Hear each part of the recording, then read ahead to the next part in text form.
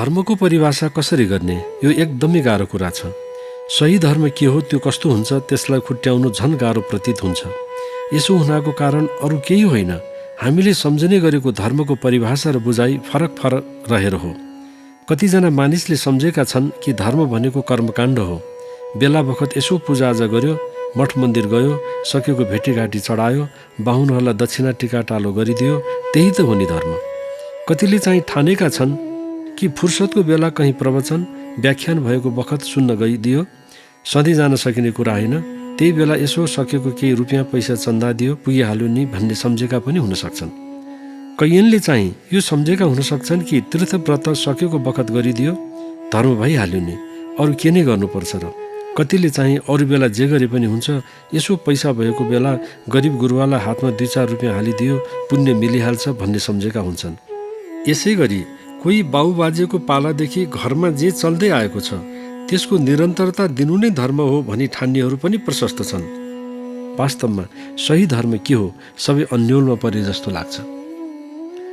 जीवनको मूल्यबोध र जीवनका कण कण र पल पलको सदुपयोग गर्ने, ईश्वरप्रति अनुग्रहित हुने र प्राणी मात्र प्रतिको सद्भावनाको सदिच्छाबाट मानिसको हृदयमा धर्मको उद्भव हुन्छ। धर्म त्यो विज्ञान हो जसले हाम्रो कुण्ठित हृदयलाई दृढ बनाउन सिकाउँछ र त्यसद्वारा दया, करुणा, प्रेम, सहानुभूति जस्ता सद्गुणहरूको महत्त्वको रसास्वादन गराउँछ। धर्म बिना संसार अड्न सक्दैन। सबैले आफ्नो धर्मको पालन गरिरहेका हुन्छन्, यो यथार्थ कुरा हो। यदि सूर्यले आफ्नो धर्म ताप र प्रकाशलाई छोडिदियो भने संसारको अस्तित्व नै समाप्त हुन्छ।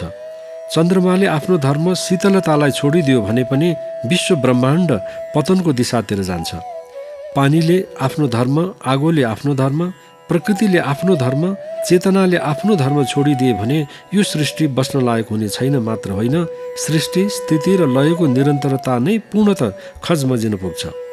भनिएको पनि छ, धर्मो विश्वस्य जगतः प्रतिष्ठा, अर्थात् धर्मले नै जगतको प्रतिष्ठा सम्भव भएको छ।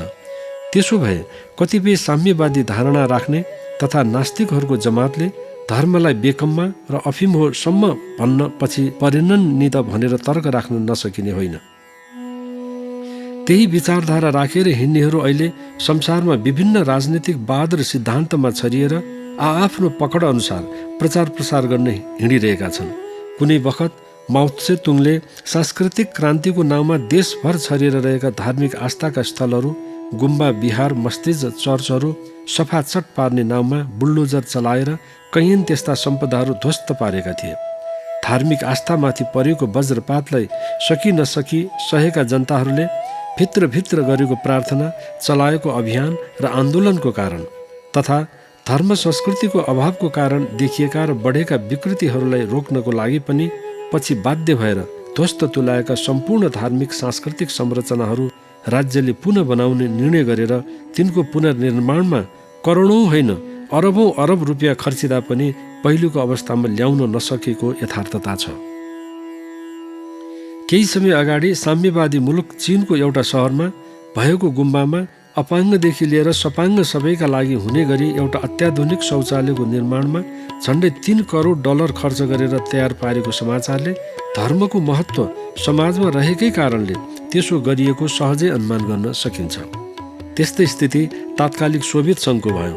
विभिन्न देशहरू मिलेर बनेको सोभियत सङ्घ पुनः टुक्रा टुक्रा हुनुमा राजनीतिक, आर्थिक, सामाजिक आदि अनेकौं कारणहरू होलान्। त्यसमा एउटा प्रमुख कारण धर्म र धार्मिक आस्थामाथि साम्यवादी व्यवस्थाको नाउँमा राज्यले बल जफ्ती लगाएको अंकुश भन्ने एउटा थियो। धर्मको सही रूपमा परिपालन भएमा यो अब्बल दर्जाको अनुशासन हो, कानुन हो, आदर्श हो।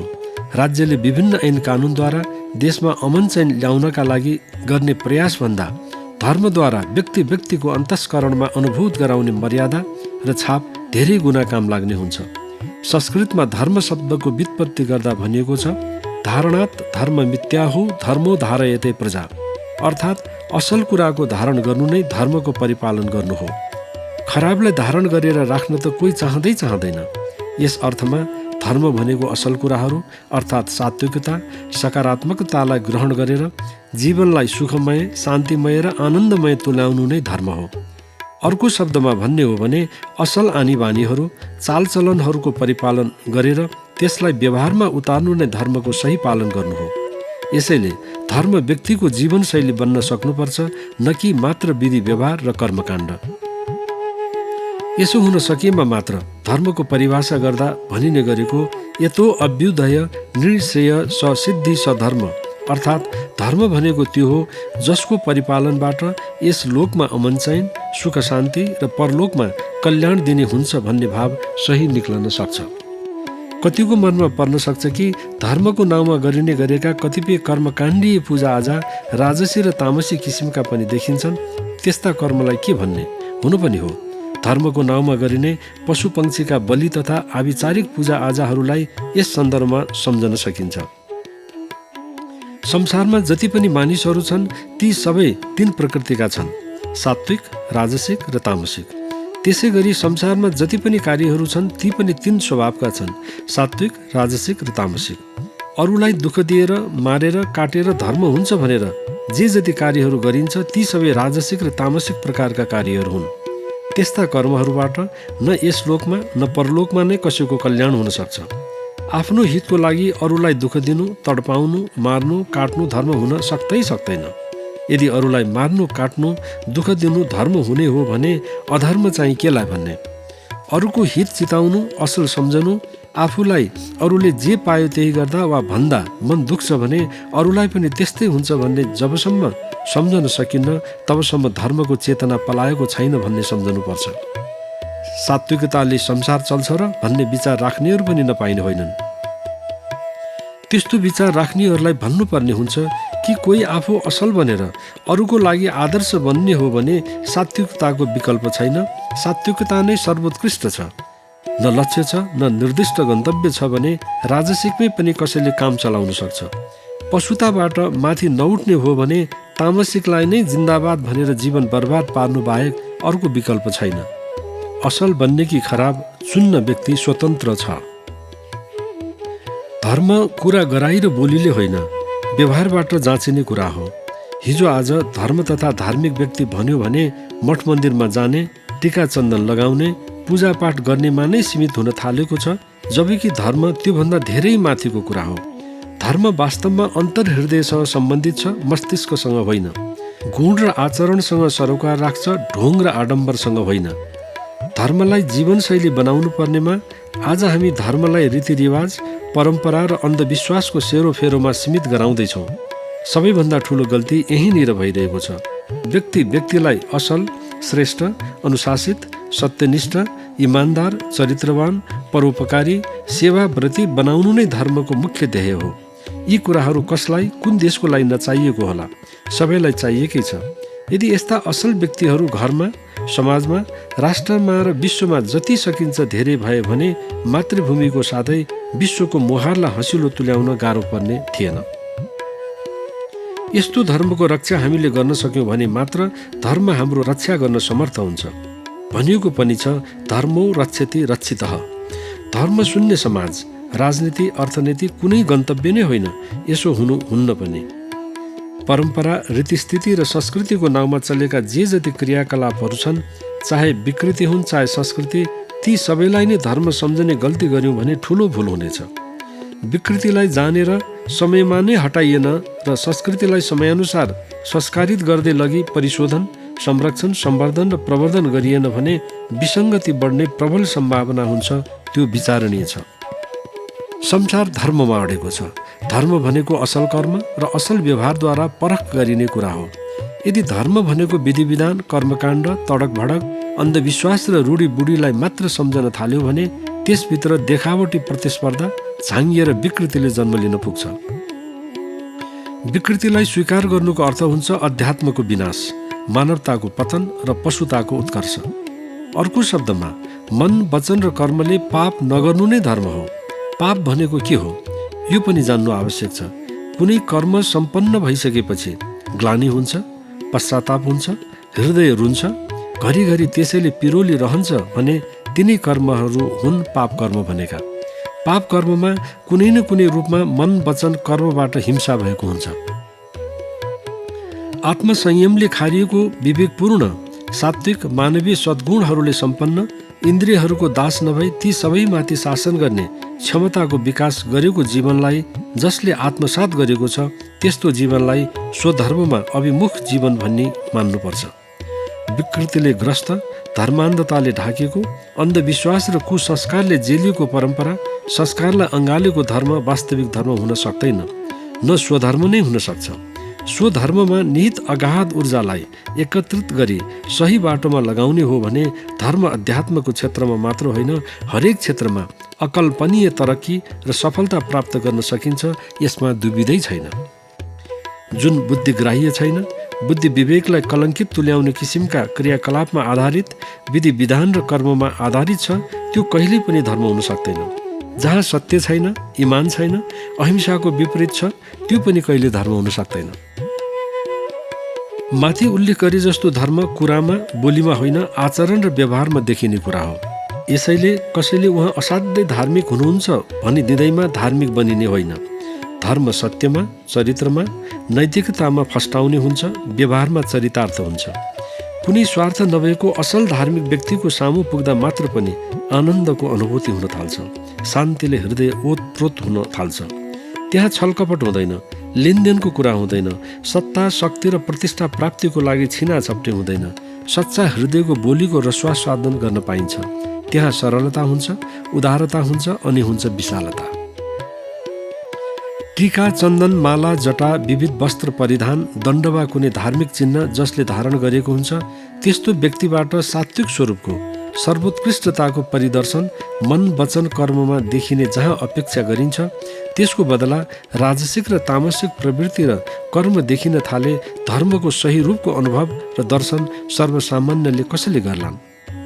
मात्र ती स्वरूप देखाउने, सहानुभूति लिने र भौतिकताका सामग्री बटुल्ने माध्यम बन्न पुगे भने धर्ममा ढोङ बढ्छ, वितृष्णा बढ्छ। त्यसो भयो भने आफूले आफैलाई ठग्नु त छँदैछ, साथै सर्वसामान्यले पनि कुनै लाभ त्यस्ता ढोङ्गीहरूबाट प्राप्त गर्न सक्दैनन्। साँचो धर्मबाट परिलक्षित अध्यात्ममा जातीयता हुँदैन, क्षेत्रीयता हुँदैन, न सङ्कुचितता हुन्छ, न एकदेशीय राष्ट्रियता नै हुन्छ। बरु त्यस्तो प्रकारको अध्यात्ममा विशालता हुन्छ, महानता हुन्छ, अनि हुन्छ उदारता। वास्तविक धर्म तथा अध्यात्ममा साम्प्रदायिकता हुँदैन, धार्मिक मूढता हुँदैन। त्यहाँ त बरु सबैप्रति मर्यादित समभावको अनुशासित उच्च सम्मान हुन्छ। सारांशमा भन्नुपर्दा धर्म भनेको सत्कर्म हो, न्याय, सदाचार, सत्यप्रतिको निष्ठा र आत्मसंयम हो। यस्तो धर्म सबैका लागि सधैँ कुनै पनि परिवार, समाज, राष्ट्र र विश्वमा जरुरी छ। यस्तो धर्म यसका लागि अनुकूल, उसका लागि प्रतिकूल भन्ने त हुँदैन। यो त सबैका लागि जहाँ पनि काम लाग्ने हुन्छ। हामीले मान्ने गरेको, परिपालन गर्ने गरेको धर्ममा यस्ता विशेषताहरू छन् कि छैनन्? छन् भने त्यसलाई बढाउनु पर्यो। छैनन् भने धर्मलाई साँचो रूपमा बुझेर व्यक्ति, परिवार, समाज, राष्ट्र र विश्वको लागि के कसरी उपयोगी तुल्याउन सकिन्छ त्यसका लागि विद्वान, विदुषी, बुद्धिजीवी, आचार्य, गुरु, जानेफकारोहरू लाग्नु पर्यो। धर्मको नाउँमा पल्लवित र पुष्पित भएका ऐजरू र विकृतिहरूलाई समयमा नै चिनेर हटाउनु जरुरी छ। धर्म कुनै सम्प्रदाय विशेषको मतवाद होइन, न कुनै पारलौकिक कर्मकाण्डको नाम नै हो, न कुनै प्रकारको उपासना प्रणाली वा आचार व्यवहार नै हो। वास्तविक जीवनलाई अस्वीकार गरेर कुनै काल्पनिक वस्तु वा कुनै अव्यावहारिक आदर्शको सेवा पनि होइन। मानिसको अन्तः जीवन, बाह्य जीवन, व्यष्टि जीवन र समष्टि जीवनका सबै पक्षमा समरसतापूर्ण सामञ्जस्य स्थापित गरेर मनुष्यको आत्माको चरम स्वरूप सत्यम शिवम सुन्दरमको उपलब्धिलाई लक्ष्यमा राखेर यस जगतमा सर्वाङ्ग सुन्दर सुखी मानव जीवन, शान्तिमय मानव समाज, विश्व कल्याणव्रती मानवको परिदर्शन नै प्रत्येक मानिसको चाहना हुन सके। यस्तो किसिमका लक्ष्य अन्तर्निहित धर्मबाट विश्व समुदायले धेरै ठुलो उपलब्धि हासिल गर्न सक्छ। हिन्दू मासिएर सबै इसाई बनुन् त्यो पनि ठिक होइन। इसाई वा मुसलमान मासिएर सबै हिन्दू वा बौद्ध बनुन् त्यो पनि ठिक छैन। सबै रहन् तर विशाल र उदार हृदय लिएर बसुन्। सबैप्रति सद्भाव, आत्मीयता, भाइचारा, बन्धुत्वको भाव रहोस्। इसाई असल इसाई बनुन्, हिन्दू असल हिन्दू बनुन्। त्यस्तै गरी यहुदी, बौद्ध वा अन्य धर्मावलम्बी जहाँ बसे पनि, जहाँ रहे पनि असल बनिदिउन्। यति मात्र पनि यो विश्वमा शान्ति ल्याउन चमत्कारिलो कार्य हुन सक्छ। अहिंसा, सत्य, चोरी नगर्नु, भित्री बाहिरी शुद्धि, इन्द्रियहरूमाथि शासन, दान, आत्मसंयम, धैर्य, दया, करुणा र क्षमा धर्मका आधारहरू हुन्। जे गर्नाले अन्ततः आफ्नो र अरूको अहित हुन्छ त्यही अधर्म हो र जे गर्नाले अन्ततः आफ्नो र अरूको हित हुन्छ त्यही नै धर्म हो। अरूको अहित चाहने या गर्नेको कहिल्यै हित हुँदैन, त्यस्तै अरूको हित चाहने या गर्नेको कहिल्यै अहित हुँदैन। आफ्नो अहित आफ्नै कर्मको कारणले हुन्छ भन्ने सत्य सिकाउने क्षमता धर्ममा नै छ। यथार्थ धर्म एउटै छ। धर्मको विभिन्न रूपलाई लिएर, त्यसका विभिन्न प्रतीक र बाह्य विधि व्यवहारलाई लिएर नबुझ्ने मानिसहरू लडाईँ झगडा गर्छन्, मर्छन्, तर यो व्यर्थ छ। जसले जीवन, जगत, ईश्वर र सर्वोत्कृष्ट जीवनको बारेमा राम्ररी बुझेको छ उसका लागि सधैँ सत्ययुग विद्यमान छ। आहार, निन्द्रा, भय, मैथुन, कि मानिस कि पशु सबैमा समान हुन्छ। बुद्धि विवेक सहितको धर्मले मानिसलाई पशुबाट छुट्याएको हुन्छ। यदि यी तीन कुराहरूलाई मानिसले बिर्सिदिने हो भने पशु समान हुन्छ। स्वधर्म पालन अपराध होइन। अपराध त के हो भने अर्काको धर्मसँग विद्वेष गर्नु, अतिक्रमण गर्नु, गरिबी अभावको फाइदा उठाई धर्मान्तरण गर्नु र गराउनु। धर्म सधैँ महान हुन्छ। मात्र नजानेर संस्कृति एवं संस्कृतिभित्रको विकृतिलाई पनि धर्मको अभिन्न अङ्ग सम्झने मानिसको प्रवृत्ति र गल्तीले गर्दा धर्मको नाउँमा धर्मान्धता बेजोडले फैलिएको छ। त्यसलाई रोक्न धर्म परिवर्तन होइन, बरु विचारमा रूपान्तरण र परिष्कार आवश्यक छ, जसले धर्मको साँचो रूपको परिदर्शन विश्वलाई गराउन सकोस् र यथार्थ रूपमा व्यक्ति व्यक्तिबाट मुखरित हुन सकोस्। धर्मको नाउँमा कसको धर्म ठुलो, कसको धर्म महान भन्ने वाद विवाद, वार्ता वा कचिङ्गलमा फस्नु नै बेकार छ। बरु आफ्नो धर्ममा संस्कृतिको नाममा प्रवेश पाएका गलत परम्परा, रीतिस्थिति, चाडपर्वहरूलाई सुधार्न, सच्याउन र हटाउन प्रयत्न गरी धर्मलाई अविवादित, पवित्र र सर्वकल्याणकारी कसरी तुल्याउन सकिन्छ त्यसमा लाग्नु नै मानव मात्रको हित सम्वर्धक हुन्छ। सत्य नै ईश्वर हो, सत्य नै धर्म हो। सत्यभन्दा धर्म ठुलो हुन्न मात्र भनेर पुग्दैन। सत्य के हो, सत्यप्रति किन निष्ठावान बन्नु आवश्यक छ, त्यसबारेमा पनि व्यक्ति स्वयं जानिफकार बन्नुपर्छ। वास्तवमा संसार सत्यमा नै अडेको छ। मलाई जसरी दुख्छ त्यसै गरी अरूलाई पनि दुख्छ, त्यसैले मैले अरूको अहित गर्नुहुन्न, चित्त दुखाउनु हुँदैन। मलाई काट्दा वा घाउ लाग्दा जसरी मलाई दर्द पीडा हुन्छ, असह्य हुन्छ, त्यसै गरी अरूलाई पनि हुन्छ। यसैले मैले कसैको हिंसा गर्नु हुँदैन, कसैलाई मार्नु, काट्नु, दुःख दिनु हुँदैन भन्ने भाव मनमा जागृत हुन सकेन र त्यसलाई आफ्नो आचरण र चरित्रमा ल्याउन सकिन भने बोल्नुको मात्र कुनै औचित्य रहने छैन। हिजो आज बोलीमा, भाषणमा, प्रवचनमा मिठो मिठो कुरा राख्ने, चिन्तन दिने, तर त्यसलाई व्यवहारमा नउतार्नेहरूकै कारण विश्वमा आजसम्म जे जति विकृति र विसङ्गति देखिएको हो वास्तवमा त्यसकै कारणले हो भन्दा हुन्छ। धर्मको नाउँमा हुने कुनै पनि कार्यमा यदि दया, माया, करुणा, अहिंसा छैन भने सम्झे हुन्छ त्यो धर्मको नाउँको विकृतिलाई बढावा दिँदैछ, वास्तविक धर्मलाई होइन। धर्ममा मानवीयता हुनुपर्छ, अहिंसा हुनुपर्छ, सद्भाव हुनुपर्छ, सात्विकता हुनुपर्छ, आत्मीयता हुनुपर्छ, समरसता हुनुपर्छ, उदार, विशाल र व्यापकता हुनुपर्छ, न कि सङ्कीर्णता। यथार्थ रूपको धर्म अध्यात्मलाई केवल पूजास्थल, मठ मन्दिर, चर्च, गुम्बा, बिहार र मस्तिष्कमा मात्र सीमित नतुल्याई जीवनको हरेक क्षेत्रको साँचो व्यवस्थापनमा उपयोग गर्न सके सर्वत्र साँच्चैको चमत्कार देख्न पाइनेछ। कार्यालयमा यो पुगे कामचोर, हुस्याहा, फटाहाहरूको बोलाबाला हुँदैन थियो। कल कारखानामा यो पुगे हडताल बन्द हुँदैन थियो। मजदुरहरूको दुःख मर्का बुझिन्थ्यो।